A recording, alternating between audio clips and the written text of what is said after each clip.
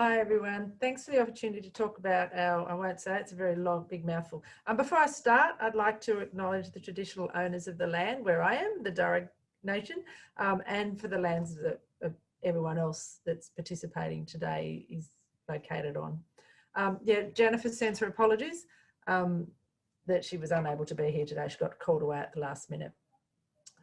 Just really, hang on, my thing is not moving.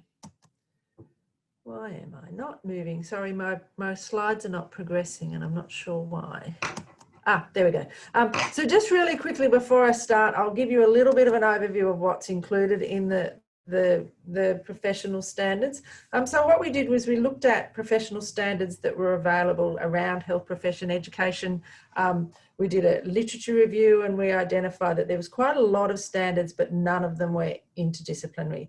So from that research, we identified 6 domains for educators. They were designing and planning, teaching, assessment, evaluation and feedback, education, leadership and management, and research and scholarship. And the table there that's on the other side gives you a little bit of an overview of what's actually in each of the domains.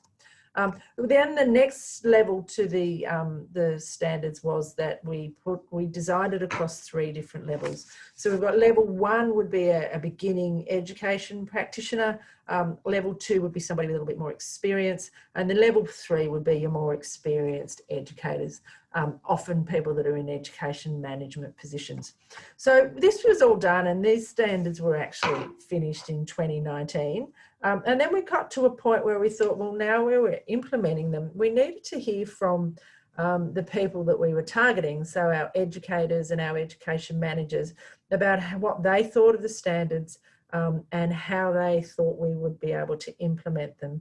So we applied for ethics, and we were granted ethics approval through Western Sydney Local Health District and the Sydney Children's Hospital Network to undertake a usability study with the aim to identify how our key stakeholders thought they would actually be able to use these standards and to have any additional comments about them. So what we did under this, we actually so far, we're still actually in the process of finishing off our focus groups. So far we've run 6 focus groups, and we actually had 28 participants in those 6 focus groups. Each focus group went for an hour. And they were multidisciplinary health profession educators. So we had representatives from nursing, from allied health and from medical, as well as 2 focus groups with the managers of these groups of people. We did do 2 focus groups face-to-face, and then like everything else, COVID hit. So the next 4 we've actually done have been via Zoom.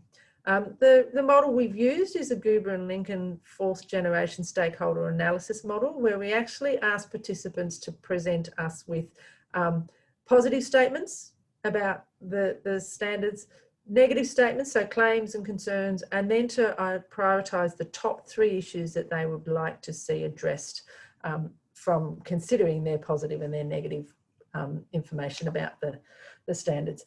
Then we've done some work to theme those responses, and what I'm going to present to you now is just the results so far that we've got of the themed responses from the focus groups. So from the perspective of the positive statements, so the claims, there was quite a number of these, so people generally really liked the standards. So some of the specific things that they talked about was that they really liked that it identified education domains. They felt that it provided a pathway for educator development. It clarified the roles and expectations and performance standards, raised a profile of an educator role, brought together a lot of different frameworks. They liked the fact that it was multidisciplinary, and they thought that it was a framework to measure performance, so to identify strengths and weaknesses. The negative things were not so many. One of the bigger things was about the size of the document and the complexity of it. Lots of questions about how we were going to implement the standards.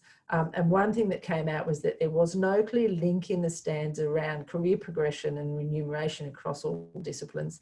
And a bit contradictory to the positive statements that they felt that there was no link between clinical skills and education skills. So what were some of the suggestions we got from these groups about what priorities to address? A lot of it was about implementation, suggestions for how we could actually implement it.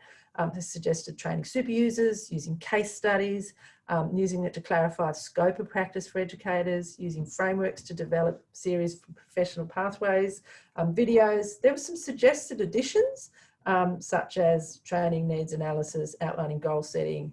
One thing that we thought was interesting was about simplifying the language, so reducing that education jargon. So then for us, the next steps are operationally, we want to implement the standards at the precinct. And our next step is around the research is about how we can test long-term the efficacy of these standards. So just thank you for listening to us. And if you've got any questions, there's Jennifer's and my email addresses. That's it. Thank you.